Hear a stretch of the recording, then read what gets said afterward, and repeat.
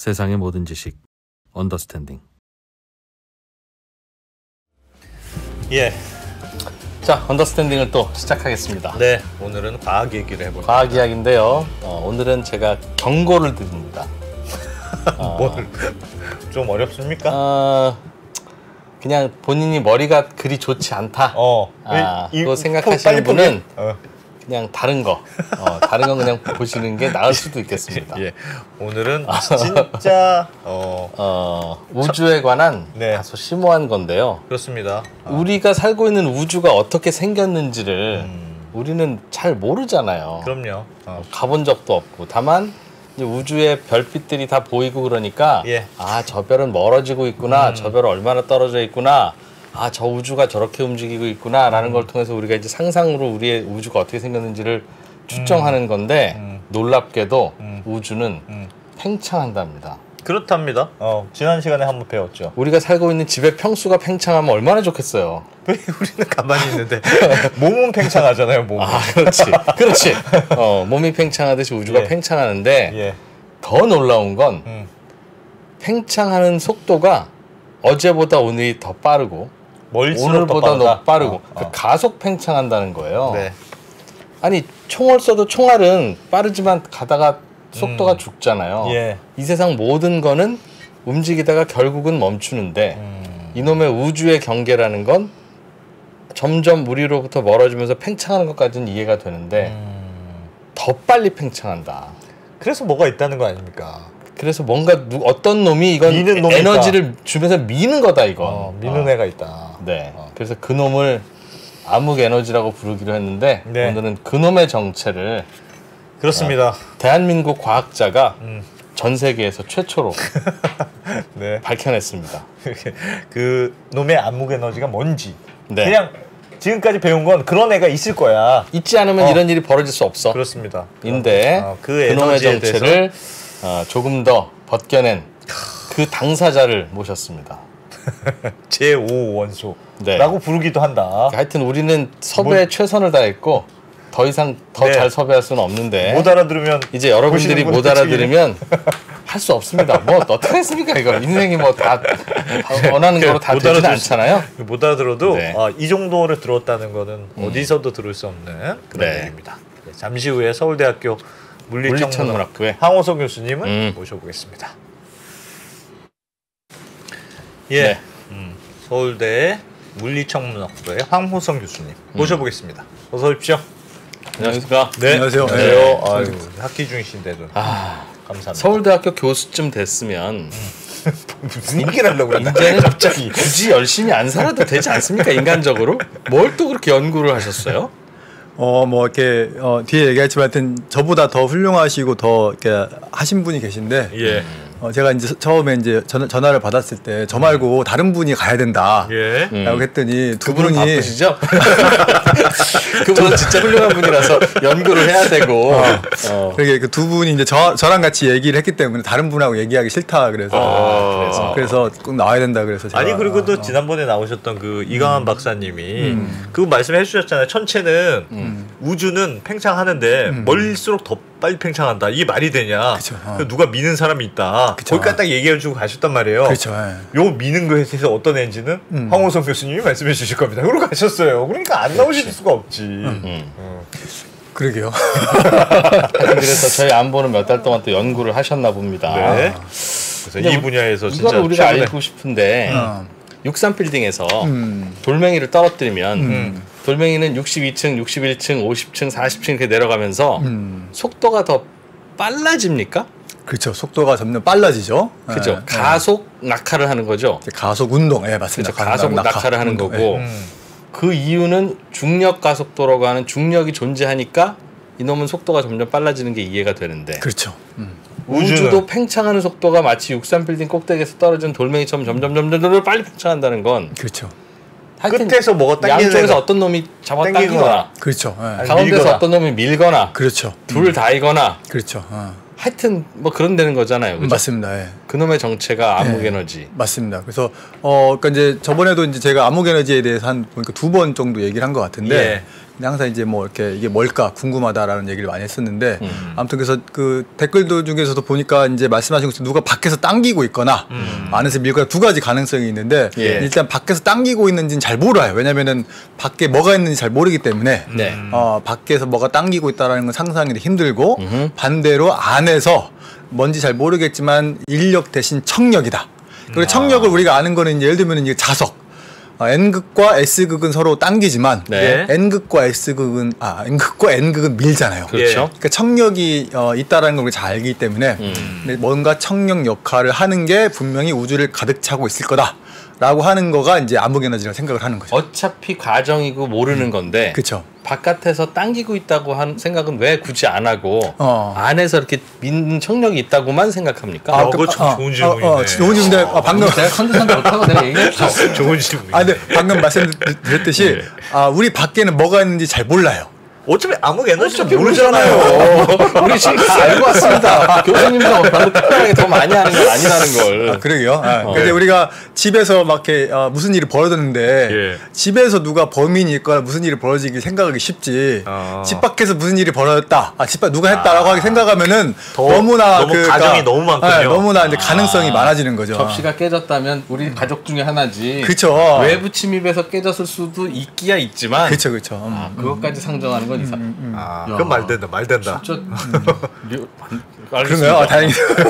말 되는 것 같습니다. 설득됐어. 알겠습니다. 그래서 뭔가 미뤄지는 애가 있는 게 훨씬 합리적인 설명이고. 그렇죠. 안에서 뭔가 있겠지. 근데 그걸 하여튼 파악을 못 한다면서요. 그래서 우리가 잘 모르기 때문에 그래서 우리가 암흑 물질과 암흑 에너지 얘기를 많이 했는데 암흑이라고 이름을 붙이는 경우는 보통 뭘 잘 모르기 때문에 또는 걔가 빛을 내지 않기 때문에 그래서 암흑이라는 말을 쓰는데 특히 이제 암흑 에너지 같은 경우는 우리가 잘 모르기 때문에 그래서 다크 에너지라고 이제 이렇게 이렇게 이름 붙여놨거든요. 그래서 걔가 뭔지를 이제 우리가 하나씩 파악해 나가는 게 저희 천문학자들이 이제 하는 일이에요. 그래서 이번에 이제 제가 오늘 나온 이유가 이제 저희들이 그 성질에 대해서 조금 뭔가 알아냈기 때문에 그거를 이제 설명해 드리려고 나왔는데 말씀해주신 것처럼 저도 좀 자신이 없어요. 이게 어떻게 알아듣게 쉽게 설명할 수 있을지 걱정이 돼서 매우 난이도 있다. 그래서 가능하면 제가 이제 어떻게 한 시간을 채울까 고민하다가 이제 어떻게 우리가 공부를 하고 이런 암흑 에너지에 대한 성질에 대해서 연구를 하는지 그런 주변 얘기도 좀 하면서 얘기를 풀어나가 볼까 생각을 합니다. 네. 그래서 제일 먼저 보여드리고 싶은 게 저희들이 그래서 논문을 썼는데 그래서 논문이 어떻게 생겼는지를 많이 보셨을 텐데 그래서 그걸 한번 글자가 논문들은 글자가 많아. 그래서 뭐라고 쓴 건지 모르겠습니다. 그래서 암흑 에너지 제가 특성에 관한 논문을 출판했습니다.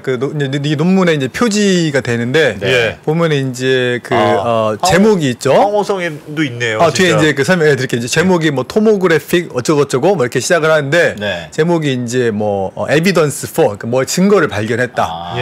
이런 얘기고 저게 이제 무슨 말인지 뒤에 가서 설명을 해드릴 거고 그 다음에 저자가 있죠. 저자가 누가 썼는지 맨 첫 번째 있는 사람이 푸유동이라는 사람이 있고 뭐 창범팍 이렇게 있는데 뒤에 가서 누군지 또 설명을 해드릴. 겠습니다. 마우스를 쓰실 수 있습니다. 그렇구나. 그것도 요걸 마우스라고. 네네 알겠습니다. 그래서 이제 이게 안 되는데 이게 다른 거야. 그래서 요게 이제 저자가 있고 이게 이제 저자들 주소가 있고 집 주소, 연구소 주소가 있고 격려의 간식을 보내달라. 그래서 이제 출처를 명확히 하는 거죠. 그다음에 이제 여기 보면은 언제 받았느냐. 이 논문을 처음 우리가 투고를 하면은 이제 보통 우리가 논문을 출판한다고 얘기를 하면은 논문을 써서 제출하면 이제 그 학술지에서 이 논문이 말이 되는지 안 되는지 검증을 하죠. 그래서 우리 여러분들이 아마 부실 논문 그런 걸 많이 들어보실 텐데 그게 뭐냐면은 그런 검증을 제대로 안 하고 무조건 논문을 출판시켜 주는 데가 부실 학술지예요. 근데 이제 여기는 부실 학술지가 아니기 때문에 뭐냐면은 논문을 받으면 이 논문을 심사할 사람을 선정해서 심사하는 사람은 논문을 보내요. 그래서 그 심사 이제 또 동료 심사라고 얘기하는데 또 비슷한 이제 과학자가 이 논문을 가져다가 읽어봐요. 그래서 한 달 동안 읽고 이 논문이 말이 되는지 뭐가 이상한 게 없는지 이거를 이제 검증해서 너 이러이러한 것들이 이상하니까 체크해봐라 라고 해가지고 심사 보고서를 보내면 그 이제 학술지에서 판단해서 아 이게 괜찮으니까 예. 고쳐서 논문을 출판시켜 주자라고 해서 이 과정이 여기 보면 이제 저희가 2월달에 제출을 했는데 8월달에 이제 출판이 됐거든요. 아하. 그래서 대략 한 이제 6개월 정도의 시간이 리뷰. 걸려요. 네. 아니 근데 보면은 저자가 중국 분도 계시고 그렇죠. 네. 한국 분들이 좀 많고 그렇죠. 막 이렇게 다국적군인데요. 그렇죠. 이제 그 얘기를 다음에 해드릴게요. 네. 그래서 저희들이 누구나 논문을 쓸 수 있어요. 이제 네. 보통 과학자들이 하는 이 논문을 쓰는 건데 예. 저희들이 논문이 중요하다고 생각을 해서 보도 자료를 냈어요. 보도 자료를 그 다음 페이지가 이제 보도 자료인데 보도 바로. 자료? 예. 네. 그래서 저는 예전에 이제 처음에 그 과학자를 하기 전에는 신문 기사에 나는 게 다 신문 기자분들이 다 조사를 해서 취재를 해서 막 그 이렇게 글을 쓰는가 보다라고 네. 그런 줄 알았는데 예. 알고 보니까 다 이게 먼저 기사를 내고 싶은 사람이 보도 자료를 내요. 보도 자료를 내면 그렇습니다. 기자분들이 그걸 보고 네. 이거 재밌네 해가지고 가져다가 쓰시는 거더라고요. 예. 그래갖고 저는 당연히 기자분들이 모든 걸 다 아는 줄 알았어요. 그래서 네. 다 그거를 직접 취재해 쓰는 줄 알았더니 아니더라. 저희들이 다 알게 이제 설명을 해서 써서 이제 낸 게 이제 보도자를 낸 거예요. 저희도 교수님들이 논문 쓸 때는 어. 첫 줄부터 다 연구해서 쓰시는 줄 알았어요. 그랬더니 대체로는 다 선행 연구 베껴서 집어넣고 그쵸. 그리고 그러시더군요. 네. 아까 요새는 아무튼, 학술지에 내면은 표절 체크가 자동으로 돼요. 그래서 이제 이전에 있던 그 문단 글 이게 있으면 자동으로 몇 %가 표절되는지가 바로 떠요. 그래서 요새는 오죽했으면 그런 걸 도입했겠어요. 그러니까요. 오죽했으면. 그래서 요새는 글을 베낄 수가 없어요. 알겠습니다. 아무튼 그래서 저희가 보도 자료를 냈는데 보도 자료 한번 보시면은 제목이 이제 저희가 우주를 가속 팽창시키는 암흑 에너지는 제5원소이다. 이게 제목이에요. 제목이에요. 그래서 이제 제5원소가 뭔지 이제 뒤에 가서 얘기를 해드릴 거고 이제 고등과학원 주도 국제 공동 연구진이 암흑 에너지가 아인슈타인의 우주상수가 아님을 측정했다. 야, 이게 무슨 말인지 그런 말 모르겠습니다. 뭔가 모르겠는데 하여튼 아인슈타인이 했던 말이 아니다. 라는 걸로 이제 우리가 얘기를 한 거예요. 좀 전까지는 우리는 어떻게 알고 있었는지 그걸 알아야 되겠네요. 그렇죠. 그걸 그리고 뒤집었다는 거니까. 그렇죠. 그리고 예. 표준 우주 모형이 우주의 팽창 역사를 설명할 수 없음을 밝혔다. 야, 교수님 이렇게 보도자를 내면 못 쓸 것 같습니다. 네. 이게 도대체 무슨 말이야? 아무튼 그래서 여기 이제 저자가 나오는데 저자가 이렇게 이게 다 이제 첫 번째 분은 중국 분, 그다음 두 번째 분은 이제 고등과학원 교수님, 그다음에 세 번째 분 홍성우, 김주환, 저 이렇게 있는 분들이 다 고등과학원을 매개로 다 연구원을 했거나 뭐 거기서 교수를 하시거나 하시는 분들이에요. 그러니까 말하자면 고등과학원에 있던 같이 연구원들이 같이 논문을 쓴 거예요. 고등과학원이 뭐예요? 고등과학원이 뭐냐면은 여러분들이 이제 아인슈타인이 옛날에 독일에 있을 때 2차 전쟁이 발발을 해가지고 유태인이라 보니까 핍박을 받은 거예요. 네. 그래서 얘가 이제 얘가 이제 아인슈타인 박사님이 갖고 이제 미국으로 가야 되겠다. 네. 이제 도미를 해야 되겠다고 해서 미국으로 가려고 했는데 미국의 모든 이미 유명해진 이후에요. 미국의 모든 대학이 스카우트 전쟁을 한 거예요. 그래서 이제 자기 대학으로 오시라 다 했는데 아인슈타인 박사님이 나는 가르치는 건 싫어. 그래서 대학을 거절하고 대학이 아닌 연구소를 골랐어요. 그게 바로 뭐냐면은 미국의 고등 연구소라는 데가 있는데 프린스턴 대학교 뉴저지에 있는 프린스턴 대학교 옆에 Institute for Advanced Study라고 이제 고등 연구소 유대인이 세운 연구소긴 해요. 그래서 거기는 이제 타이틀은 교수인데 연구만 하는 거예요. 그래서 거기서 남은 여생을 이제 보내시면서 이제 평생 나중에 이제 통일장 이론이라고 하는 우주에 있는 모든 힘을 합치는 그런 연구를 이제 계속 하셨는데 그래서 이제 그분이 거기에 계시면서 나온 옛날 영화가 있어요. 근데 그분이 직접 나온 건 아닌데 팀 로빈스라고 하는 그 이제 분하고 제가 그 여자분 주인공이 모르겠는데 아무튼 그 고등 연구소에서 팀 로빈스가 아인슈타인의 조카 여자아가 사랑에 빠지는 그 영화 제목을 제가 까먹었는데 하여튼 그 영화가 있는데 그 영화를 보시면 바로 아인슈타인이 고등 연구소에서 생활하는 게 나옵니다. 그럼 그게 고등연구소. 그게 고등연구소고 거기다가 혹시 영화까지는 안 해주셨어도 영화 보면 안 되네요. 완전 옆길로 많이 생겼어요. 네, 아무튼 그래서 거기에서 코리아를 붙였어요 우리가. 한국에도 고등연구원이 있어야 이렇게 되겠다. 대학에서 그러니까 가르치는 건 이제 가르치는 게 굉장히 큰 일이다 보니까 그런 거 없이 어떤 평가 없이 자유롭게 연구할 수 있는 기관을 만들어 보자. 그래서 코리아 인스티튜트 포 어드밴스 스터디를 만들었어요. 그거가 한국 고등 연구소라고 똑같이 번역을 해야 되는데 다르게 하려고 고등과학원이라고 지금 불린 거예요. 그래서 그게 홍능에 있거든요. 그 홍능에 이제 키스트라고 여러분들 막 그 가끔 들어본 그 바로 옆에 있는데 카이스트 캠퍼스 서울 카이스트 캠퍼스 안에 있습니다. 그래서 나라 돈으로 만든 거예요. 그렇죠. 그래서 수학과 물리학부 그다음에 계산과학부 이렇게 해가지고 그냥 실험실이 없이 이제 종이와 연필로 연구할 수 있는 과학자들을 위한 국립 스터디 카페. 그쵸? 그러네요. 예. 그래서 이제 거기에 이제 교수님이 그래서 박창범 교수님이라는 분이 거기 교신저자라고 써있죠. 교신저자. 네. 교신저자가 뭐냐면 말하자면 이 프로젝트의 이제 PI예요. 책임 연구자. 그래서 이분이 나오셔야 되는 거예요, 원래. 이 연구의 총 책임자니까. 네. 근데 이분이 누구시냐면은 제가 예전에 한번 보여드린 이 자료 화면에 보시면은 예전에 한번 보여드린 우주론 대토론이라고 네. 이제 우리가 암흑 에너지라고 하는 거 이제 이게 이제 우리가 보통 아인슈타인이 우주 상수라고 하는 걸 도입했다라고 얘기를 했는데 그걸로 노벨상을 받았어요. 아인슈타인이 아인슈타인이 말고 그 우주가 가속 팽창한다는 거를 밝혀낸 학자들이 이제 노벨상을 2011년도에 받았어요. 우주가 가속 팽창하더라. 그게 암흑 에너지 때문이다. 뭔지 모르지만 그래 받았는데 그거를 부정하고 그게 아닌 틀렸다라고 말씀하시는 분이 맨 오른쪽에 계시는 연세대학교의 이영욱 교수님이세요. 이영욱 교수님은 저분은 우주는 가속 팽창하지 않는다고 주장하시는 분이에요? 그렇죠. 암흑 에너지가 잘못됐다. 그 노벨상에 틀렸다라고 굉장히 화끈한 제목도 기사가 나오긴 했는데 그래서 이 우주론 대토론이 뭐냐면은 그분하고 가운데 계시는 이제 박찬범 교수님은 이제 표준 우주 모형 우주 상수가 있어야 되는 우주가 가속 팽창해야 되는 그걸 지지하시는 분이고 반대하시는 분이고 두 분이 토론을 했어요. 제가 사회를 보고 그래서 이때 나왔던 분이 가운데 계신 박찬범 교수님으로 이제 우주론 연구를 하시는 굉장히 대단한 학자분이신데 네, 왼쪽에 있는 분이 교수님이네요. 왠지 저고요. 네. 그래갖고 이제 그분이 나오셔야 되는데 그분이 이제 안 오시고 제가 왔기 때문에 설명이 좀 부족해도 여러분들이 이해하시기를 알겠습니다. 네. 그러면 이제 논문 얘기로 들어가 봅시다. 그래서 이제 아까 암흑 에너지라고 하는 거는 제가 말씀드렸듯이 우리가 뭔지 모르겠지만 뭔가 청력 역할에서 우주가 가속 팽창하는 거라고 이렇게 얘기를 했잖아요. 근데 아까 보도자료의 제목이 제5원소라고 했어요. 근데 제5원소라고 하면 뭐가 생각나시죠? 제5원소요? 제4원소는 뭡니까? 그렇죠. 그것도 모르는 게 무슨 물 그런 거 있잖아요. 물, 흙. 제 몇 원소라는 게 뭔지도 모르겠고. 네.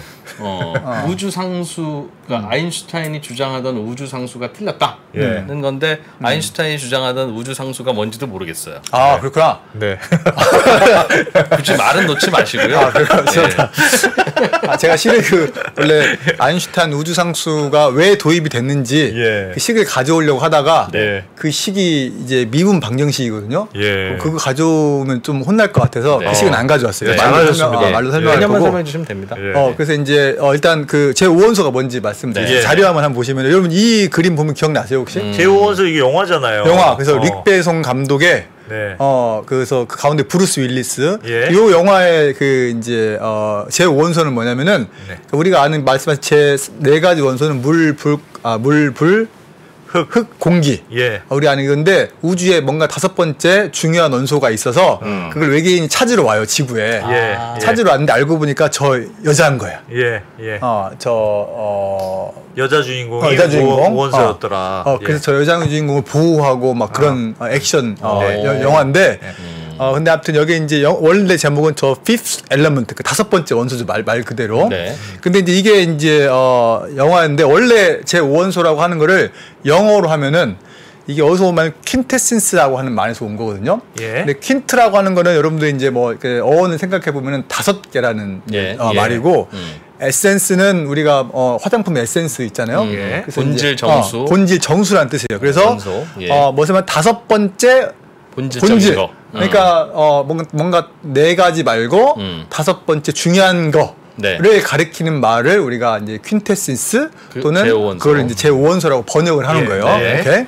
근데 이제 원래 이게 누가 처음 얘기한 거냐면은 원래 그리스 로마 신화에 보면은 빛과 대기의 신이라고 하는 게 이제 아이테르라고 하는 신이 있어요. 근데 이제 아이테르라고 하는 신인데 이게 제일 먼저 얘기한 이 그림 혹시 안 기자님 기억나세요? 제가 유클리드 설명할 때 가져온 그림이었는데. 맞습니다. 그래서 여기서 유클리드가 누구냐 이거 그렇죠. 물어봤던 것 같습니다. 이 그림의 제목이 아테네 학당이라고 우리가 아는 뭐 그리스 철학자, 과학자들이 다 나와 있는데 가운데에 있는 이 두 분.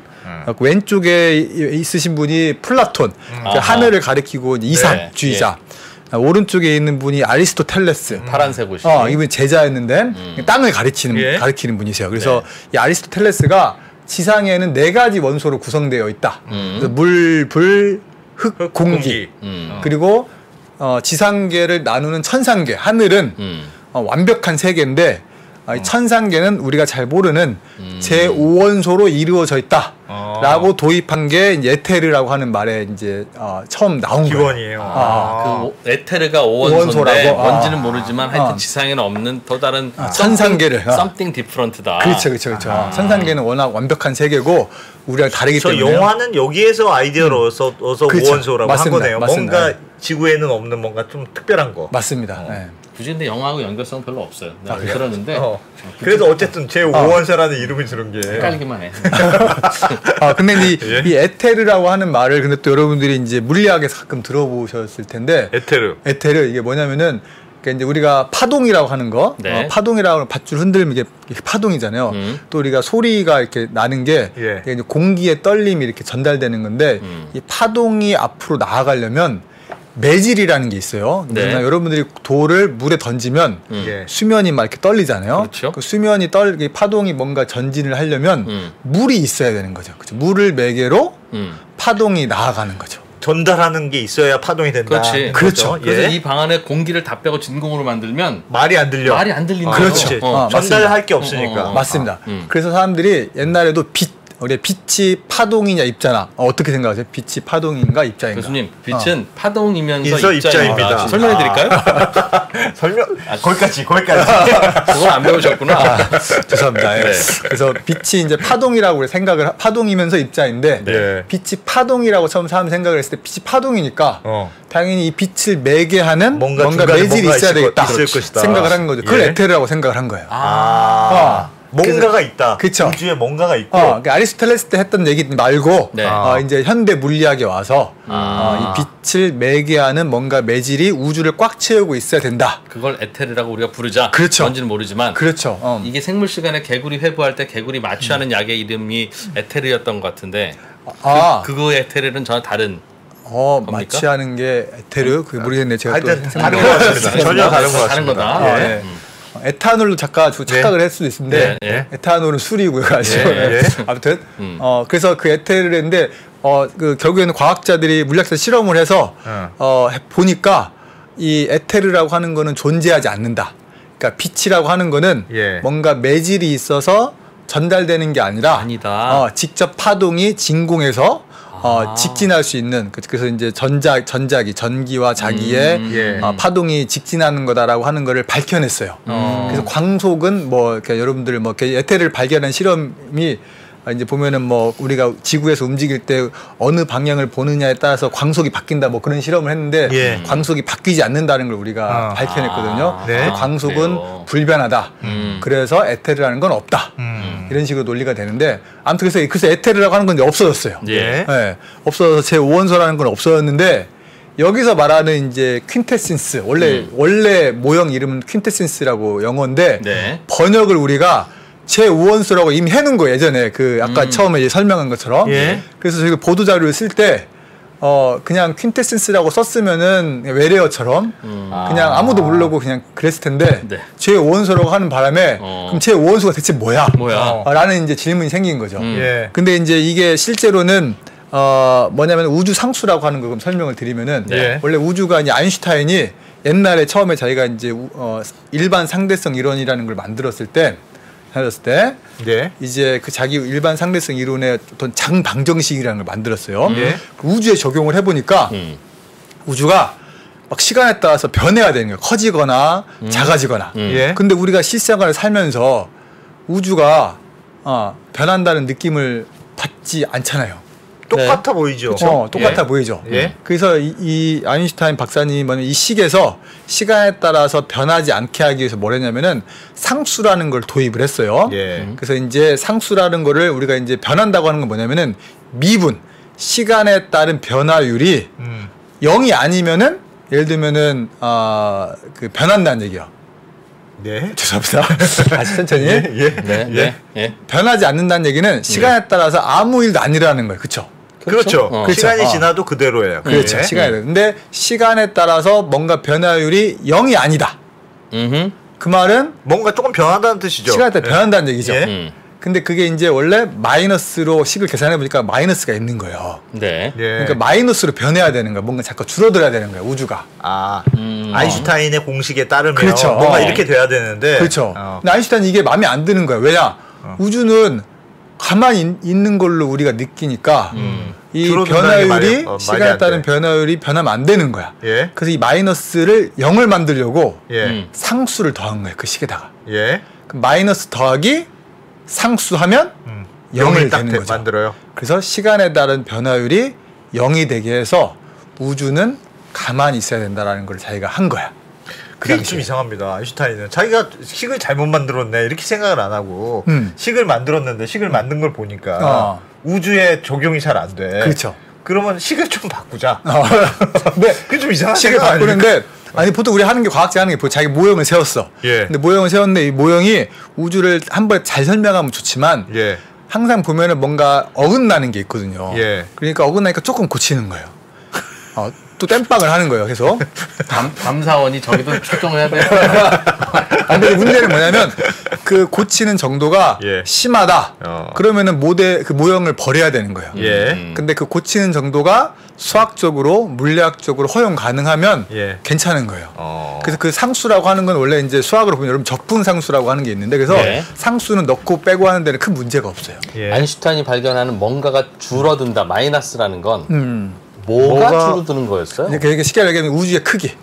우주의 크기가 계산해 보니 줄어드는 걸로 되더라. 시간에 따라서 변해야 된다는 게 원래 정확한 표현인데. 네. 시간에 따라서 그게 줄어들어요? 네, 맞습니다. 그러니까 1년, 2년, 3년 그거에 따라서 줄어드는 정도가 달라진다는 거겠죠? 그치. 시간에 따라서 우주가 크게 변하는 거예요. 그러겠죠. 우리가 생각해보면 우주가 지금 뭐 우주가 줄어들거나 팽창하다거나 이런 걸 느끼지 못하잖아요. 그런데 실제로 아인슈타인이 계산해봤더니 우주의 평수가 줄어들더라. 그러니까 꼭 줄어드는 것뿐 아니라 변해야 된다는 게 일반적인 얘기인데 그래서 아인슈타인 이게 이상한 거예요. 그 상수라고 하는 걸 넣었더니 그 음수를 양수와 더해서 0을 만들 수가 있으니까 시간에 따라서 안 변해도 되네 라고 해서 행복해 한 거예요. 여기까지 뭐 그냥 알겠어요. 그런 개념이었다. 근데 아인슈타인이 그 논문을 쓰고 몇 년이 지나서 에드윈 허블이라고 하는 천문학자가 우주가 팽창한다는 걸 발견한 거예요. 그래서 내 상수가 틀렸네. 상수를 괜히 가져왔네. 라고 생각을 한 거예요. 그래서 우리 한간에는 나중에 이제 아인슈타인이 내 인생 최대의 실수다. 상수를 어거지로 도입한 게. 가만 놔둘 걸. 가만 놔둘 걸. 그 아인슈타인은 축소하는 걸로 계산했다면서요? 근데 그게 꼭 축소가 꼭 그게 꼭 답이 하나의 답이 아니라 작아지거나 커지거나 변할 수 있는 거예요. 근데 허블이 관측을 해보니까 우주가 팽창하더라. 가만히 안 있어도 돼. 라고 하는 걸 알았기 때문에 상수를 다시 철회했어요. 그렇게 했죠. 그리고 사람들이 이렇게 행복하게 잘 살고 있다가 최근에 1990년대 들어와서 또 관측을 계속 해보니까 우주가 팽창하고 있는데 더 빨리 팽창하더라. 더 빨리 팽창하는 거예요. 더 빨리 팽창하는 거예요. 그래서 팽창을 하는 거는 시간에 따른 변화율이 양수면 팽창을 하는 거예요. 그렇죠. 시간에 따른 변화율이 양수면. 근데 가속 팽창을 하려면 뭐냐면은 시간에 따른 두 번 미분. 두 번 미분한 값이 또 0이 아니어야 돼요, 이게.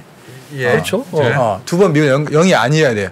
그래서 이렇게 팽창한다. 우주의 평수가 1차 함수로 팽창한다는 건 가속도는 없는 거고 그냥 팽창하는 그냥 속도가 거고, 일정하게 되는 건데 우주의 평수가 늘어나는데 점점 더 시간이 지날수록 이렇게 가파르게 늘어난다는 건 이건 2차 함수의 곡선이니까. 그렇죠. 맞습니다. 그래서 그 2차 미분이 0이 안 되게 해야 우주가 가속 팽창하는 게 설명이 되는 거예요. 근데 2차 미분을 원래 우리가 알고 있던 걸로 가지고 해보니까 이게 양수를 못 만드는 거예요. 네. 그래서 양수를 만들려면은 다시 또 가져와야 되는 거야. 상수를. 예. 상수를 이번에 상수를 얼마큼 가져오냐면은 음수보다 훨씬 크게 가져와서 네. 이 미차 미분값이 양수가 되게 가져오는 거예요. 0이 아니라 양수가 되게. 좀 어려운데 알겠습니다. 예. 그러니까 이제 핵심은 뭐냐면은 네. 아인슈타인이 만든 이 장방정식이라고 하는 거에 네. 상수를 넣었다 뺐다 하면서 우주를 기술하는 모형이 계속 변한 거예요. 예. 그래서 설명이 안 되니까 넣기도 하고 빼기도 하고 했다는 뜻이네요. 예. 그래서 이제 가장 최근에 관측 결과를 잘 설명하는 모형이 바로 뭐냐면은 우주 상수가 들어가야 돼서 2차 미분을 예. 양수를 만들 만큼 큰 상수가 들어가야 된다는 얘기예요. 그래야 우주가 팽창하는 게 설명이 된다. 우주가 가속 팽창하는 게 설명이 되는 거예요. 상수를 플러스를 많이 더해줘야. 그렇죠. 예. 그거를 우리가 람다, 우주 상수를 람다라고 부르는 거예요. 그리스 그 우리 문자로. 예. 그래서 우리가 표준 우주 모형이라고 하는 현재 우주를 가장 잘 설명하는 모형은 그래서 우리가 뭐라고 부르냐면은 람다 CDM 모형이라고 불러요. 예. 람다는 뭐냐면 우주 상수가 있어야 되고 네. CDM은 우리가 이제 그 주파수의 CDM 방식 그런 게 아니라 예. 콜 다크 매터. 예. 암흑 물질이 예. 차가워야 된다. 차갑다는 얘기는 암흑 물질이 천천히 움직인다는 얘기예요.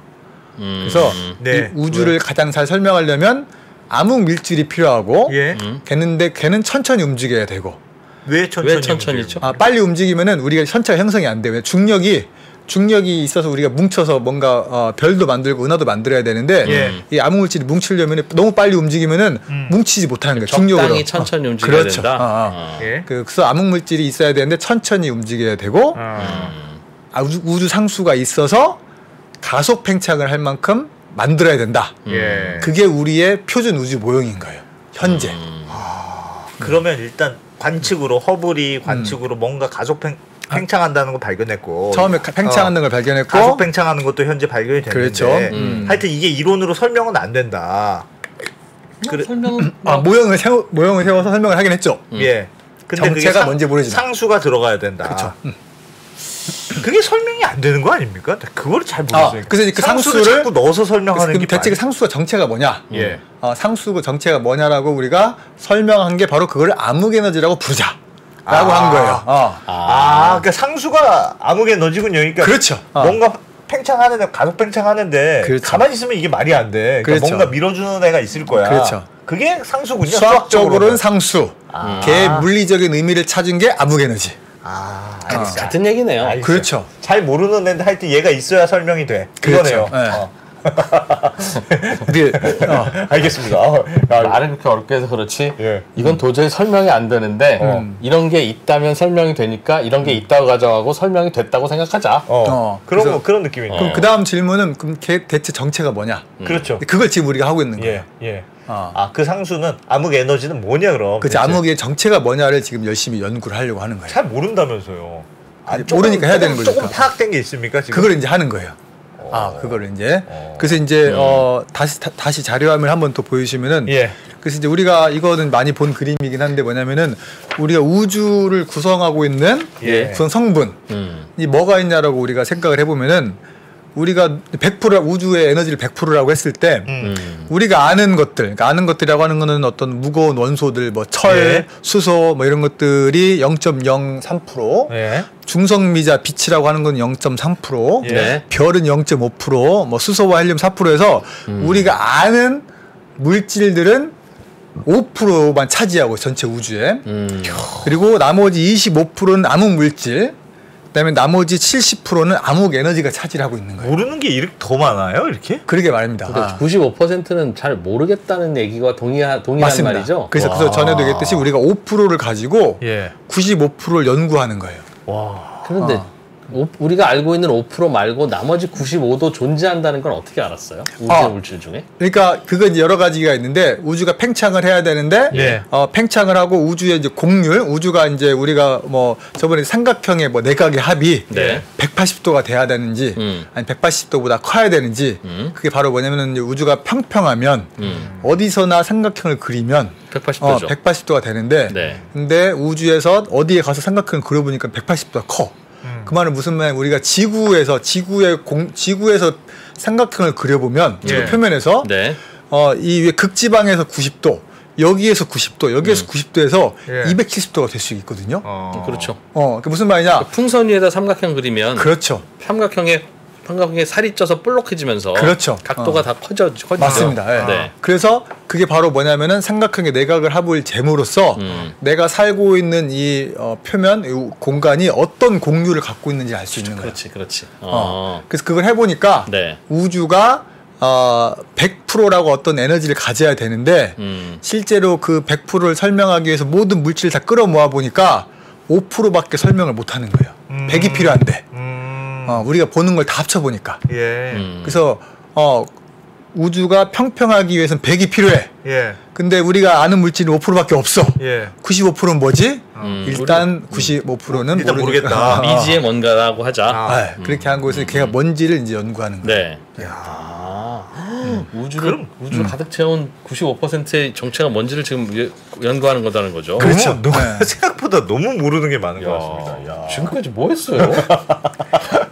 진짜 되게 뭐 열심히 하시는 난 줄 알았지. 요만큼 다 하고 그러니까 그 상수라는 개념이 요만큼은 다 설명이 되는데 요만큼이 안 돼. 그래서 야 요 숫자만 딱 넣으면은 딱 맞는 것 같아. 그런 느낌이 아니고 그렇죠. 요만큼 설명하고 나머지 다 안 되는데 그렇죠. 대충 플러스 얼마라고 하자. 그렇죠. 그럼 대충 답이 비슷하게 나와. 맞습니다. 그런 거잖아요. 맞습니다. 지금 예. 이 상수가 훨씬 큰 거네요. 그렇죠. 예, 거기까지 용서해 드릴게요.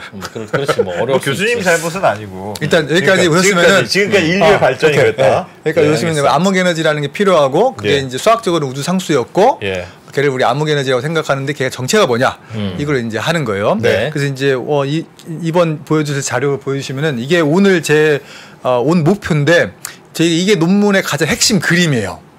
그래서 이 그림을 이해시키는 게 제 목표예요 오늘. 이야, 저걸 발견하셔. 이야, 전혀 모르겠어요. 세상에 어떻게 저거 어떻게 알았지? 자, 와, 천천히 해볼게요. 전혀 모르겠어요. 천천히 해볼게요. 그래서 이제 X축, Y축이 뭔지 알려주세요. 자, Y축은 W라고 하는 거예요. 이건 읽을 수 있죠 우리가. 예. W 그렇죠. 네, W. 오른쪽은 오메가 M. 예. 오메가 M이라고 하는 걸 일단 말로만 하면은 우리가 100%가 필요하다 그랬죠. 네. M은 매터, 물질의 양이에요. 그래서 이거 오메가 M은 물질의 양 비율을 의미하는 건데 암흑 물질하고 우리가 눈에 보이는 물질의 합을 합쳐서 오메가 M이라고 하는 거예요. 물질들. 그래서 아까 설명에 따르면 대략 5% 플러스 25% 그러니까 30%. 예. 그래서 0.3이라고 하는 게 바로 30%라는 얘기예요. 우리가 알고 있는 물질과 암흑 물질 두 개를 합쳐서 30 정도 된다. 30% 그걸 나머지 70은 암흑 에너지라고 했으니까. 그렇죠. 오케이. 그래서 X축은 뭐냐면은 바로 그 물질의 양을 이제 소수점으로 표시한 거예요. 에너지 빼고 나머지들. 그리고 Y축은 뭐냐면 W인데 이거는 암흑 에너지의 상태 방정식이라고 하는 거에 나오는 개수예요. 이 뒤에 가서 먼저 설명할 거예요. 겁먹지 마시고. 네. 근데 이제 이 그림을 보면은 막 이상하게 이걸 이제 우리가 등고선이라고 하잖아요. 네. 등고선이라고 하는데 여기 등고선이 많이 있어. BAO라는 게 있고 SN, CMB 뭐 이런 게 있는데 저희가 한 게 뭐냐면 이 AP라고 하는 게 이제 저희가 한 일인데 이 등고선을 읽는 걸 잠깐 먼저 보여드릴게요. 여러분 등고선이라고 하는 거 이제 우리가 등산을 가면 산에 가면은 이게 있잖아요. 오른쪽 위에 이거 잘렸네. 오른쪽 위에 오케이. 오른쪽 위에 보시면은 이게 등고선이 있잖아요. 그럼 이게 뭐냐면 산의 높이를 보여주는 거잖아요. 그래서 왼쪽에 등고선도 똑같아요. 똑같은데 이때의 색깔 이 등고선은 뭘 의미하냐면은 어떤 값이 가장 가질 법한가 하는 거예요. 그래서 제일 산에서 제일 높은 데 있잖아요. 네. 요거를 찾는 거예요. 그게 제일 정답에 가까운 거예요. 그렇죠. 그래서 우리가 이 AP라고 하는 건 분홍색인데 이 분홍색 등고선이 제일 높은 데를 보면 여기 있잖아요. 그럼 대략 오메가 M이라고 하는 거는 대략 한 0.29 정도 되고, 네. 그렇죠? W라고 하는 거는 왼쪽으로 가면은 마이너스 0.9 정도 되죠. 예. 저 값을 찾은 게 이 연구의 성과예요. 오케이. 근데 이제 그게 왜 중요하냐를 설명할 그게 왜 거예요. 중요하죠. 그래서 이제 이전까지는 뭐였냐면은 SN이라고 하는 거는 이제 슈퍼노바라고 초신성이라고 하는 거를 가지고 이걸 연구를 해보니까 이 녹색처럼 이제 값을 제한할 수가 있는 거예요. 제일 높은 데 보면 여기 가운데가 높은데 높은 지가 엄청나게 퍼져 있죠. 예. 퍼져 있다는 얘기 무슨 말이냐? 이 오메가 M이라고 하는 값이 예를 들면은 0.2에서 0.4까지 다 될 수 있는 거예요. 그러니까 물질이 지금 우리가 알고 있는 무슨 수소, 헬륨 뭐 등등등이 있는데 그 물질과 우리가 잘 모르는 암흑 물질이 있는데 그걸 합친 값이 그쵸. 작기도 했다가 크기도 했다가 하더라. 다 허용된 오차가 크다는 얘기예요. 우리는 지금 우주의 성분을 알고 싶은 건데 그렇죠. 우주의 성분 중에 대부분은 암흑 에너지고 이건 나중에 생각하고 나머지 암흑 물질과 우리가 알고 있는 물질의 합이 그게 한 비율이 30%쯤 되는. 30%인지 20%인지 40%인지 알고 싶은데 그렇죠. 종전에는 말씀해주신 종전의 연구로는 20도 됐다가 60, 40도 됐다가 너무 그 폭이 컸었는데 그쵸, 오차가 큰 거였죠. 예. 근데 저희가 그거를 오차를 굉장히 작게 줄인 거예요. 작게 줄였는데 실제로는 X축이 중요한 게 아니라 Y축이 중요한 거예요. 암흑 에너지. 그렇죠. 암흑 에너지의 값을 굉장히 작게 제한했는데 암흑 에너지의 양에 따라서 X축이 달라지니까 X축은 물질의 양이고 Y축은 암흑 에너지의 양이 아니에요. 아까 암흑 에너지의 상태 방정식이라는 건데 그게 무슨 말인지 설명을 드릴게요. 자, 계속 꼬리에 꼬리를 무는데 이제 이걸 한번 볼게요. 이제 자료 한번 보여주실까요?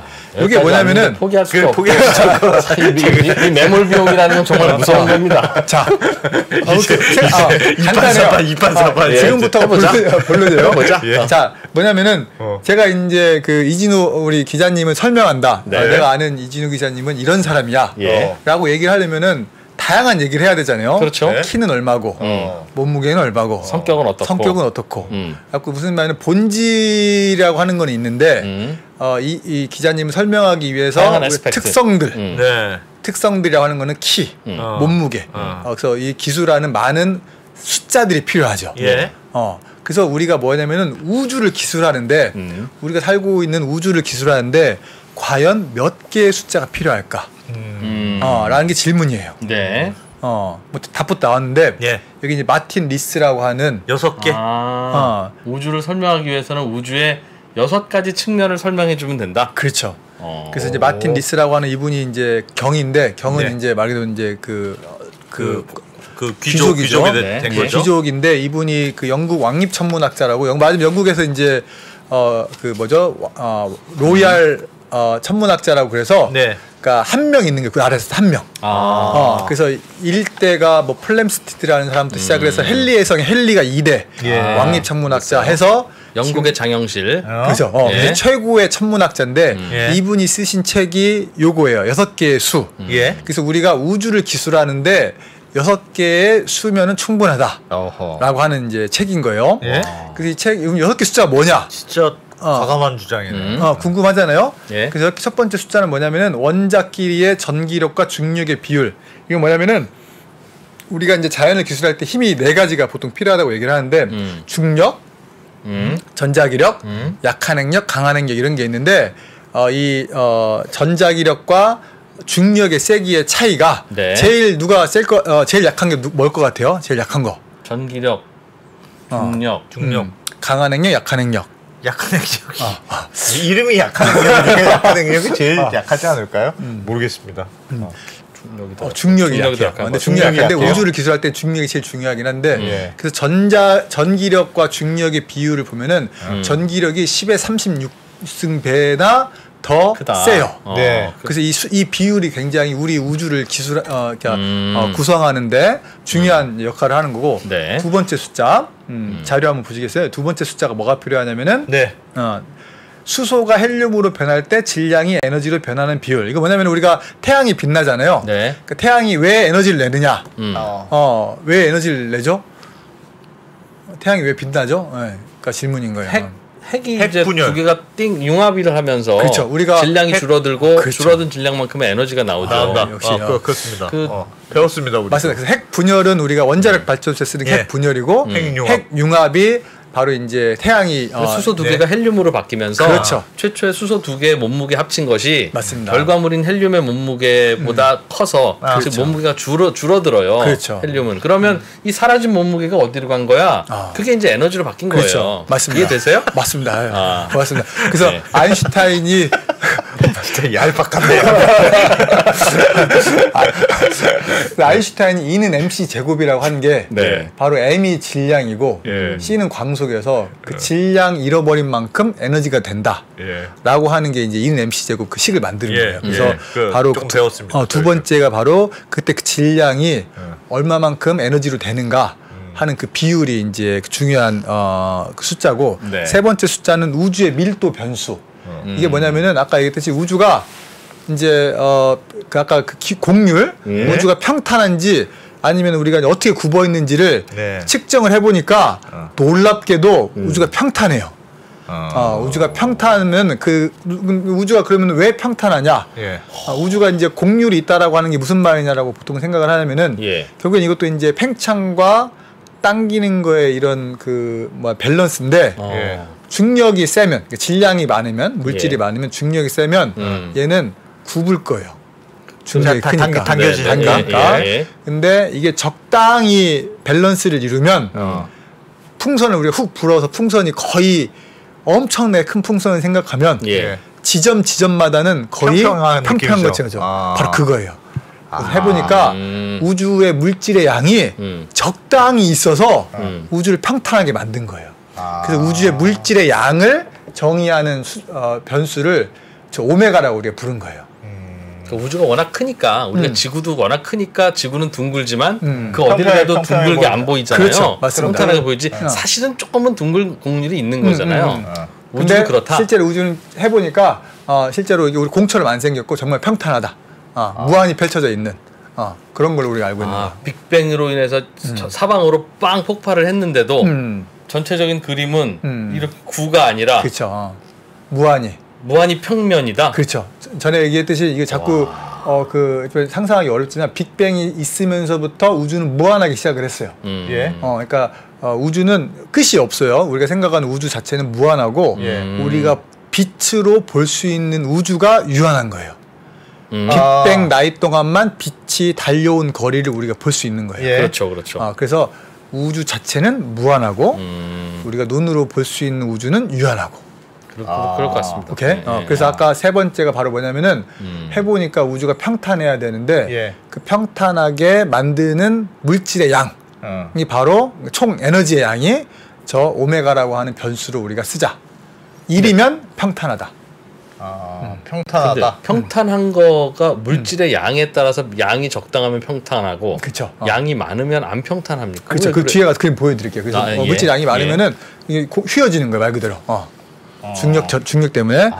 네 번째. 중력 때문에. 네 번째는 이제 뭐냐면 우주 상수. 예. 우주 상수가 0이 아니어야 네. 우리가 살고 있는 우주를 기술할 수 있다라고 하는 네. 거를 이 책에서 얘기하는 거예요. 네. 아까 설명했듯이. 예. 네. 요 6가지가 있다. 그 다섯 번째는 뭐 은하들의 집단, 은하들의 이제 집단이 얼마나 잘 뭉쳐 있는지 나타내는 숫자가 있는데 이건 뭐 너무 천문학적인 얘기고 네. 우리 공간이 3차원이어야 된다. 4차원도 아니고 공간이 5차원도 아니고 3차원이야 우리가 우주를 설명할 수 있는 거죠. 예. 그래서 이 6가지 숫자가 있으면 우리 우주를 잘 기술할 수 있다라고 이분이 과감하게 책을 쓰신 거예요. 예. 그쵸? 네. 그래서 우리가 이런 비슷한 숫자를 여러 개를 도입을 한 거예요. 우주를 기술한 숫자를. 네. 그래서 아까 얘기한 오메가를 잠깐 설명을 드리면 오메가라고 하는 거는 우주에 있는 총 물질 에너지의 양이에요. 실제로 보니까 이거는 크게 세 가지로 나눌 수가 있는데 오메가 M 물질 바로 물질. 뭐냐면은 이런 것들 예. 오메가 이거 알리엘은 그 렐러티비스틱 해가지고 이제 중성미잡이 빨리 움직이는 애들 예. 네. 거의 0%에 해당하고 오메가 람다 그리고 이게 합친 게 100이고 그 100이 1인 거예요 오메가로 봤을 때는 예. 오케이? 이렇게 우리가 설명을 하는 거예요. 그래서 이 오메가가 1이면은 평탄한 우주 맨 아래 거. 오메가가 1보다 크면 우주의 동그란 공률이 거. 공처럼 이렇게 생겨서 이렇게 안으로 굽은 우주. 근데 오메가가 1보다 작으면 말 안장처럼 밖으로 굽은 우주. 이렇게 우리가 이제 우주의 기하학 공유를 설명하고 있습니다. 저거는 잘 모르겠습니다. 그러니까 저걸 다 합한 게 오메가라면서요. 그래서 암흑물질, 암흑에너지 등등등 할 때 싹 다 합치는 게 물질의 양을 합쳐 보니까 그게 오메가인데. 예. 그 오메가가 우주를 평탄하게 만들 수 있는 양이 100이라고 하면 놀랍게 걔가 딱 100이 된 거야. 예상치 않았는데. 그 말은 무슨 우주는 평탄한 거죠. 근데 만약에 물질 저 오메가가 만약에 1보다 크면 크다는 얘기는 저 안에 있는 양이 우주를 평탄하게 만들기 위한 양보다 더 많았으면 우주는 닫힌 우주가 되는 거죠. 그래서 동그래야 맞다. 반대로 1보다 작으면 뭔가 좀 더 있을 것이다. 더 필요한 그러니까 뭔가 더 넣어야 되는 거죠. 부족하기 때문에 우주가 이제 밖으로 굽어 있는 것 같다. 세 가지 다 가능성이 있는데 우리가 놀랍게 측정을 해보니까 우주가 평탄하더라. 그래서 오메가는 1이 돼야 된다라는 걸 우리가 알고 있는 거예요 지금. 측정해보니까. 해보니까. 그러니까 우주가 뭘로 구성이 되어 있는지를 추정을 할 때 하여튼 이거로 만들어져 있을 거야라고 가정하면 그쵸? 야 이런 형분으로 만들어졌다면 되게 무겁겠구나. 그쵸? 그럼 무거운 물질로 만들어진 우주는 내가 그냥 내버려두면 지들끼리 뭉쳤겠네. 그렇죠. 그러니까 이런 결로 만들어졌으면 우주는 이렇게 생겼을 거고 굉장히 가벼운 물질로 만들어졌다고 가정해보자. 그리고 이걸로 우주를 만들었다고 가정해보면 아까 그 말 안장처럼 중력이 너무 약하니까 그렇게 생길 수밖에 없겠네. 맞아요. 그래서 실제로 우리가 관측을 해보니까 셋 중에 어떤 우주인지 모르잖아요. 지금 몰라요. 모른다 가정하고. 그래서 세 개 중에서 어떤 우주가 어떤 공률을 가졌을까 측정을 해보니까 놀랍게 평탄한 우주가 된 거예요. 그 우주가 해보니까. 우주의 공률들 여기저기 위치해서 이렇게 삼각형을 그려서 그 각도가 몇인지 정확히 알면 우주가 구형인지 말 안장형인지 그냥 이거 A4 용지처럼 평탄한지를 역으로 유추할 수 있는데 해보니까 A4 용지가 됐더라. 그러면 대충 우주는 이런 물질 정도로 만들어졌겠구나라고 하는 걸 역산할 수 있다는 거죠. 총량이 평탄한 우주를 만든 만큼 양이 필요하구나라는 걸 아는 거죠.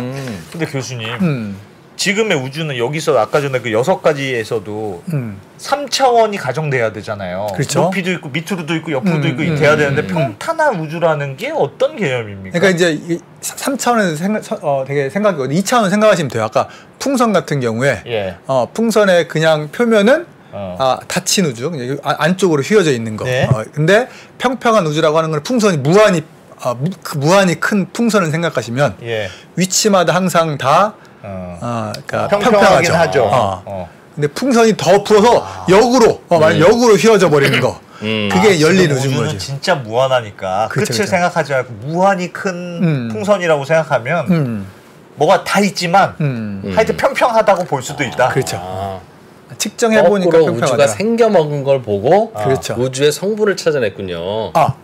우주의 양을 찾아냈는데 성분은 이런 것들이 있어야 될까 생각을 했는데 우주의 공률을 측정해 보니까 얘 평탄해. 오케이.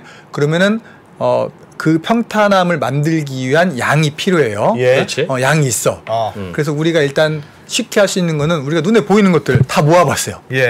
모아보니까 100이 필요한데 5밖에 안 모아지는 거예요. 그게 나머지가 암흑 에너지다. 그렇죠. 암흑 물질과 암흑 에너지. 근데 그럼 너무 많은 가정이 있잖아요. 나 이해됐어. 너무 많은 가정이 있지 않습니까? 이게 나머지는 모르는데 이 모르는 게 몇 퍼센트 정도 되는 거야. 이거야. 라고 생각하는 거예요? 밀가루 반죽을 해놓으면 물을 많이 부으면 그냥 걸쭉한 그 도배풀처럼 되고 물을 조금 하면 이렇게 밀가루 뭉쳐놓으면 밀가루 공이 되고 물을 적당히 해놓으면 그 수제비 반죽처럼 이런 게 되잖아요. 그러니까 이게 어떻게 생겼는지만 알려주면 이 안에 물이 얼마나 들었겠냐는 거꾸로 역산할 수 있는 거예요. 근데 실제로 관찰을 해봤더니 도배풀처럼 돼 있는 거야. 그러면 이 자식에는 우주라는 이 녀석은 물이 한 이만큼은 들어있겠구나 라고 역산할 수 있는데 실제로 관측을 해보니까 물은 요만큼밖에 안 들었네.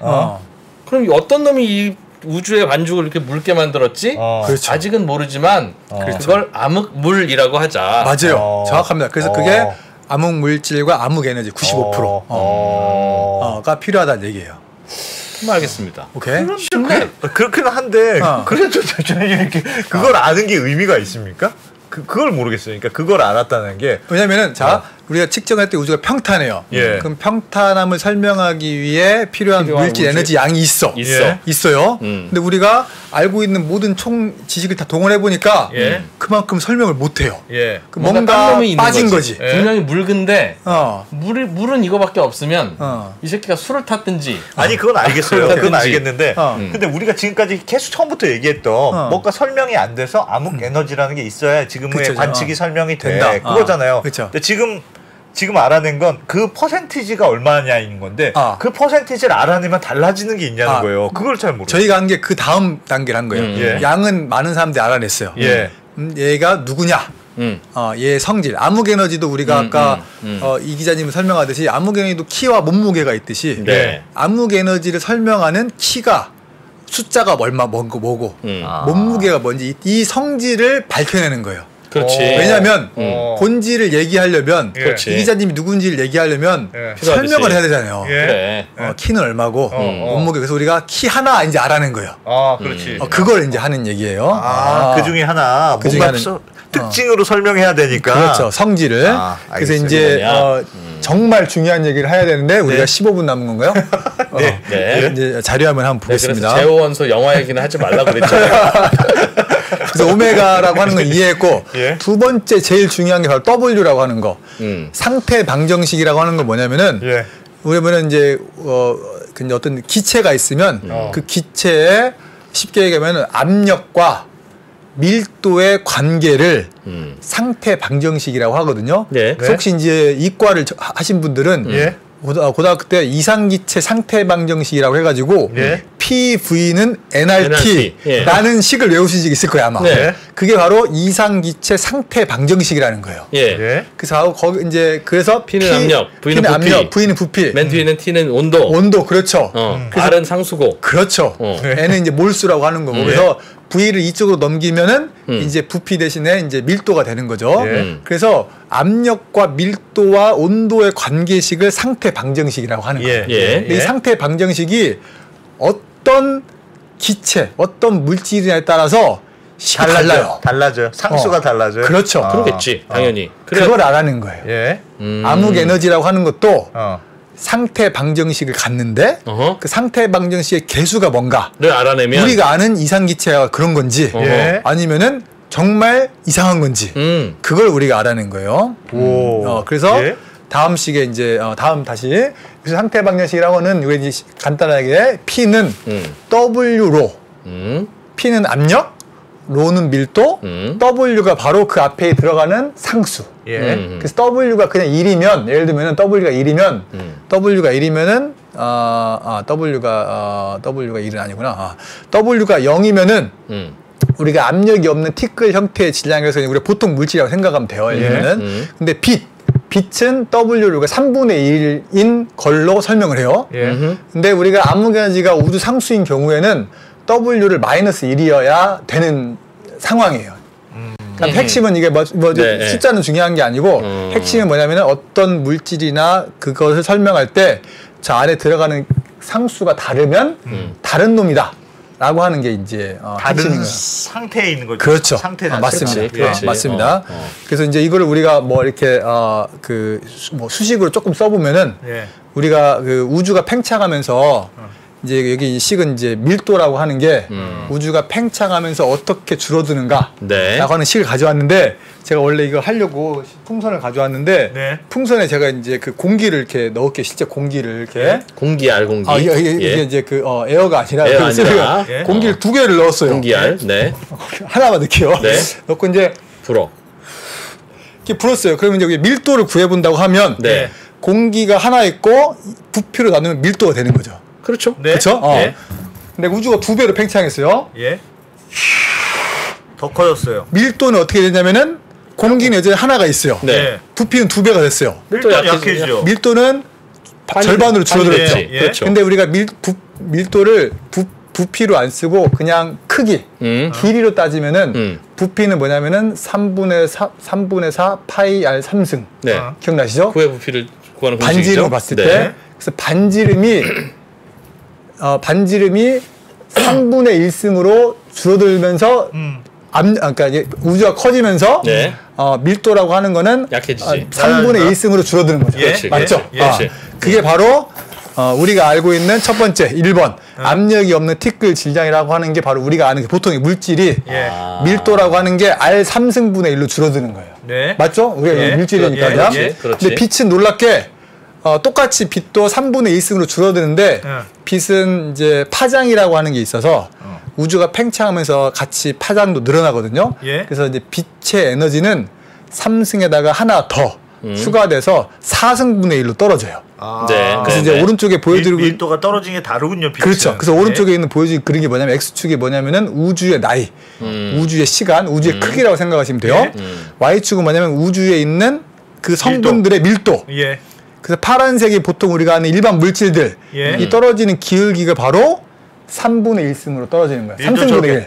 우주가 커지니까 밀도가 낮아져야 되는데. 그렇죠. 그렇지. 그렇죠? 태초에 우주의 물질은 한 걸렸을 테니까 이 녀석 가지고 이렇게 묽게 했으니까. 그렇죠. 물질의 양은 일정하니까 계속 묽어지는 거지. 그렇죠. 구멍이 생기는 거지. 도배풀처럼 묽어진다고 그랬잖아요. 맞습니다. 근데 빛이라고 하는 애는 희한하게 4승분의 1로 떨어지는 거예요. 빨간색. 더 빨리. 왜냐하면은 우주가 팽창하면서 파장도 길어지기 때문에. 더 빨리 묽어진다. 근데 놀라운 게 바로 뭐냐? 암흑 에너지가 놀라운 거예요. 암흑 에너지가 우리가 우주 상수라고 생각을 하면은 이 식에다가 여기 이제 로는 R 3승분의 1에다가 W에다가 이게 마이너스 1을 넣으면은 마이너스 1을 넣으면 이거 어떻게 0이 되죠. 네, 1이네 그럼. 0이 뭐냐면 여기는 그냥 1이 돼 버리는 거예요. 그러니까 로는 R에 따라서 안 변해요. 그러네. 그쵸? 그래서 여기 오른쪽 그림에서 연두색으로 표현한 거. 어라? 암흑 에너지라고 하는 거는 밀도가 변하지 않는 거예요. 우주의 공간은 늘어나는데. 그렇죠. 당연히 묽어져야 되는데. 그렇죠. 밀도가 안 변한다고요? 왜 그러냐? 우리가 팽창을 해. 팽창을 해 누가 계속 공기를 넣어주는 거야. 그렇지. 개수도 늘리는 거 같이. 그렇지. 그러면 밀도가 안 늘어나죠. 그렇지. 그게 바로 뭐냐? 진공 에너지라고 생각하는 거예요. 우주가 팽창하면서 공간이 새로 생겨나면 공간이 생겨난 만큼 에너지가 나온다. 라고 해서 전체적인 밀도는 항상 일정하다. 라고 생각한 게 바로 옛날 생각인 거예요. 이건 옛날 생각? 우주가 우주 상수일 때, 암흑 에너지가 우주 상수일 때. 오병이어의 기적이 우주에서 벌어지고 있다고 그렇죠. 그게 바로 옛날 상수인데 바구니가 커졌는데 물고기 양이 더 많아지는 점점 그렇지. 더. 바구니가 커지면서 물고기도 점점 증가하는 거예요. 그 항상 단위 부피당 항상 같다. 상수가 항상 같다. 같다가 바로 암흑 에너지가 우주 상수일 때. 그게 바로 자료화면에서 W가 마이너스 1이면 이 식에서 아래가 1이 되니까 상수가 돼야 되는 거예요. 그쵸? 그렇죠. 그런데 저희들이 이번에 한 게 바로 뭐냐? 저 W라고 하는 숫자를 잘 측정해 보니까 마이너스 1이 아니어야 된다는 거예요. 마이너스 0.9여요. 예를 들면 0.9라고 해봐요. 그럼 1 빼기 0.9는 0.1이죠. 그다가 3을 곱하면은 0.3이죠. 아닌가? 0.3이구나. 그러면 로는 R 0.3분의 상수. 그 무슨 말이냐? 암흑 에너지의 밀도가 R이 커지면서 바뀌어야 된다는 얘기죠. 그렇죠. 이걸 저희가 처음 한 거예요. 그걸 어떻게 발견한 겁니까? 그러니까 숫자를 그냥 넣어보는 거예요? 그렇죠. 그래서 그거를 다음 설명해야 되는데 아직 7분이 남았습니다. 저에겐 7분이 남았습니다. 여기까지 됐죠. 그러니까 핵심은 우리가 이전까지는 암흑 에너지를 우주 상수로 W를 마이너스 1로 설명하면 모든 게 행복했는데 새로운 관측 자료를 분석해 보니까 W가 마이너스 1이 아니라 암흑 에너지 W가 걔가 마이너스 0.9여야 된다. 1이 살짝 아니다. 살짝 아니다. 그 살짝 아닌 게 굉장히 의미 있는 오차보다 크게 이 차이가 의미가 있어서 이 말은 암흑 에너지가 우주 상수가 아니라 변하는 양이다. 그런 의미에서 퀸테시스라고 하는 말을 처음 이론하시는 분들이 도입할 때 시간에 따라 변하는 암흑 에너지 모형을 퀸테시스 모형이라고 이름을 붙여놓은 거예요. 그래서 저희가 한 일이 바로 그 퀸테시스 모형이 우주를 설명하는데 더 잘 맞는다라는 걸 보인 거예요. 암흑 에너지도 시간에 따라서 밀도가 변화하더라. 그렇죠. 그걸 처음으로 의미 있게 다르다. 마이너스 1에서 그러니까 우주가 팽창하면 암흑물질은 양이 정해져 있다면 점점 묽어져야 되는데 그렇죠. 이놈의 자식은 우주가 팽창하는 정도만큼 계속 어딘가에서 더 생겨서 밀도가 그렇죠. 거의 물질이라고 생각을 안 한 거지. 그냥. 그렇죠. 그냥 팽창하는 속도로만 같이 늘어나서 그렇죠.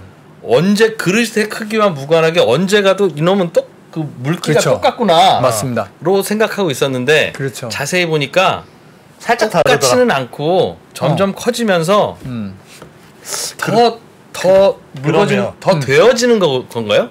그죠? 더 되어지는 것 같은데? 묽어지긴 하는데 ምህ어지는 양이 R0.3분의 1이니까 약하다. 살짝 약하게 떨어진다. 그러면 그 말이 그렇지. 암흑 에너지가 밀도가 시간에 따라서 변화한다는 의미는 그게 살짝이지만 이것도 확실히 물질에 관련된 겁니다. 그런 의미가 있습니까? 그러니까 그전에는 약간 상수의 느낌이라서 뭔가 이렇게 그냥 맞춰놓은 느낌이잖아요. 맞습니다. 이거는 진짜 물질이 아니고 야, 요거 그냥 마이너스 1로 생각해야 설명이 돼. 그냥 그렇게 생각해.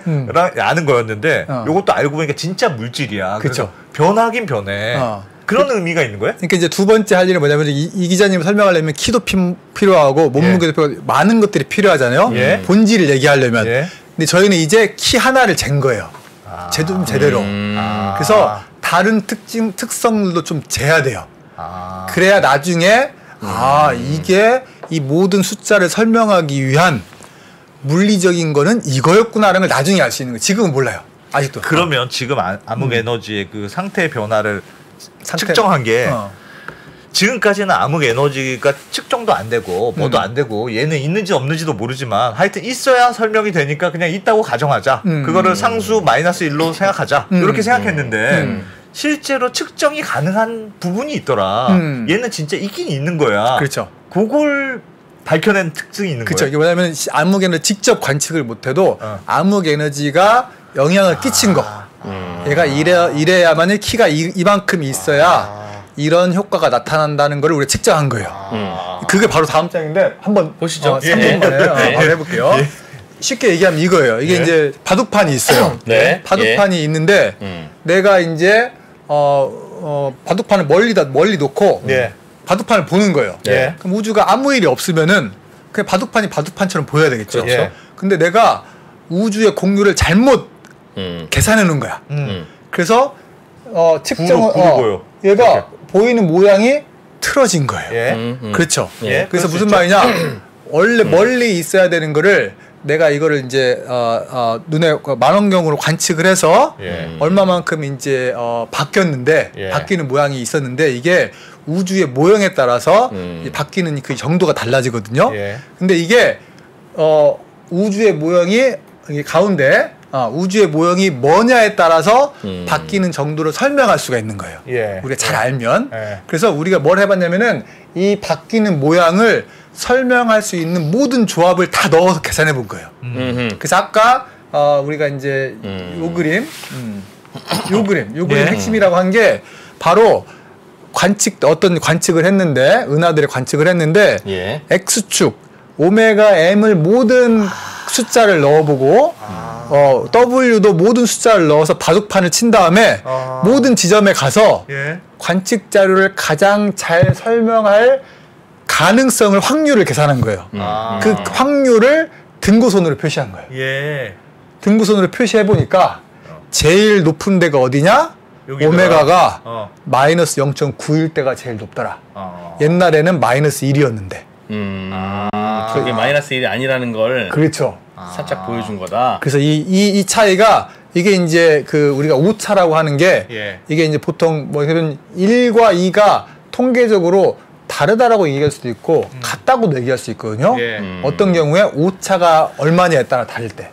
그래서 만약에 내가 측정한 값이 오차가 뭐 0.1이다. 그러면은 2하고 1하고 1이 차이가 있잖아요. 오차가 1이니까 오차 10배가 차이가 있는 거잖아요. 그러면은 확실히 다르다라고 통계로 얘기할 수 있는 거예요. 그 그래서 저희가 측정한 이 값이 마이너스 1과 다를 확률이 0.2%밖에 안 돼요. 그 말은 무슨 말이냐? 1000번 실험을 했는데 2%만 우연히 2번만 우연히 나타나고 998번은 달라야 된다는 얘기야. 그러니까 우연히 나타날 확률은 거의 없다. 통계적으로 정말 다르다라고 주장을 할 수 있는 거예요. 그러면 지금까지 우리는 우주가 팽창하면서 물질, 암흑 에너지의 밀도도 항상 일정하다고 생각했는데 일정하지 않고 그 밀도가 그럼 줄어든다는 거예요? 그렇죠. 조금씩 줄어든다. 네, 맞습니다.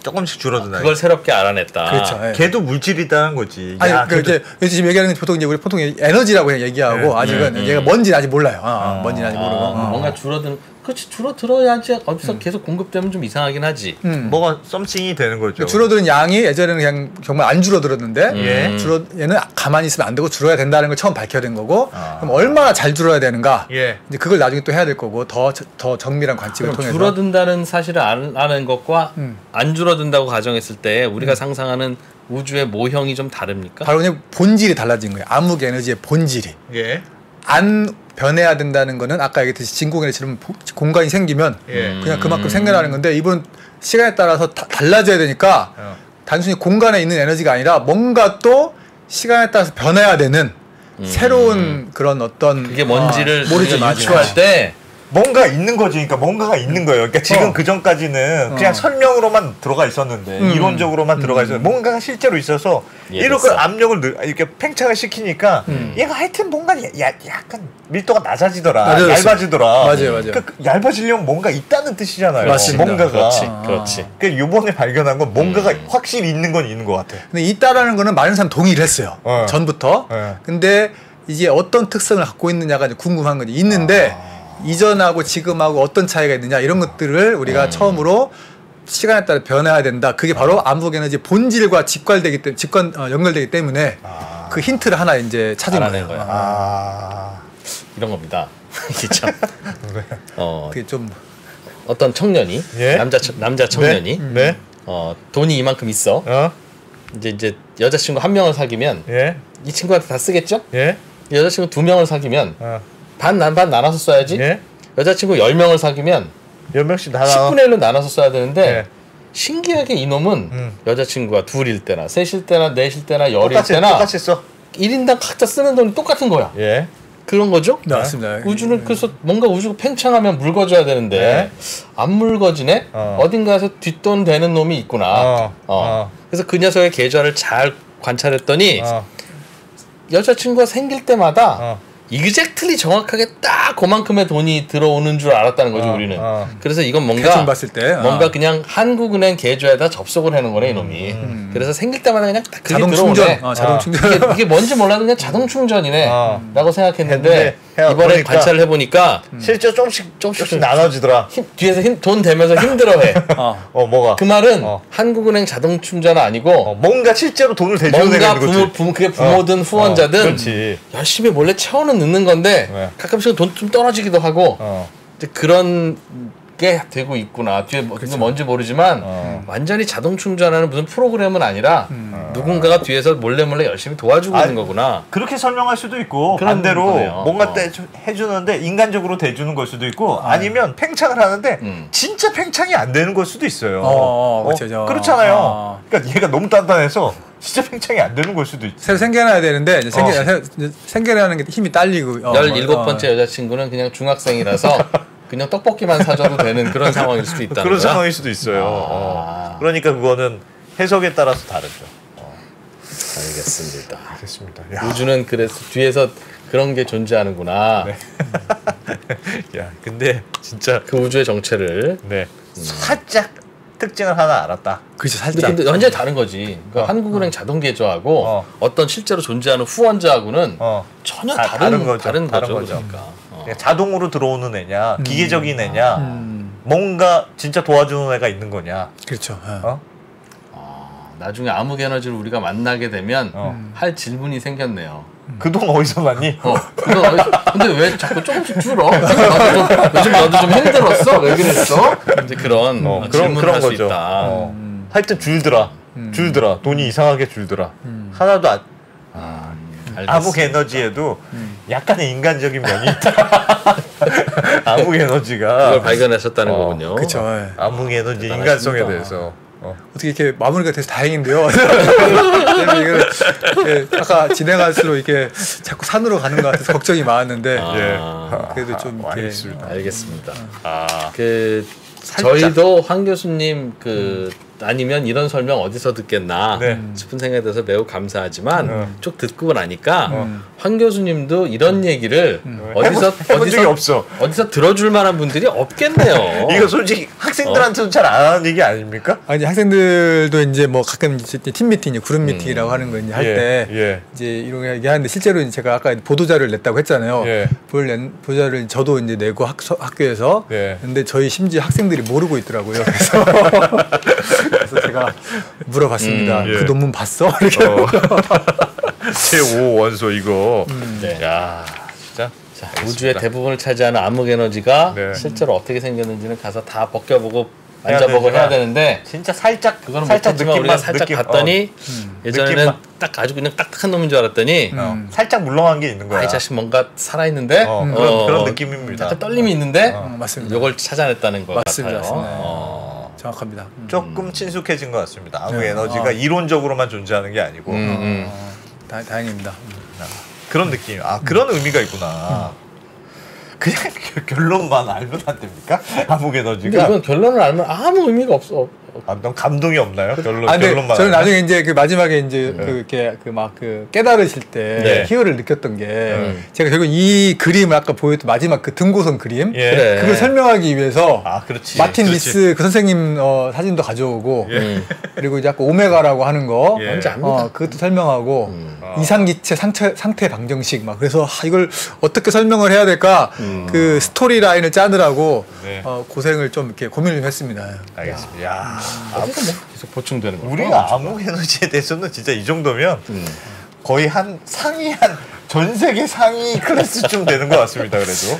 그러게요. 그래서 저번에 왔을 때도 더 이상 나올 일은 없겠지라고 생각을 했거든요. 근데 또 암흑 에너지 더 자꾸 심화편을 가서 그래서 다음에 이제 혹시나 제가 또 다른 두 번째 특성을 밝혀내면 그때 또 올지도 모르겠는데. 요거 특성 밝혀내면 이건 노벨상 이런 거 안 됩니까?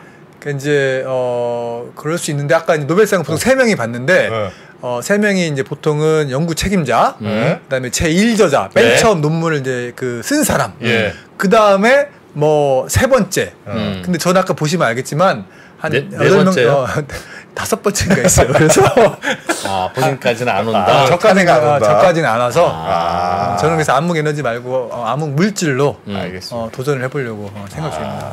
알겠습니다.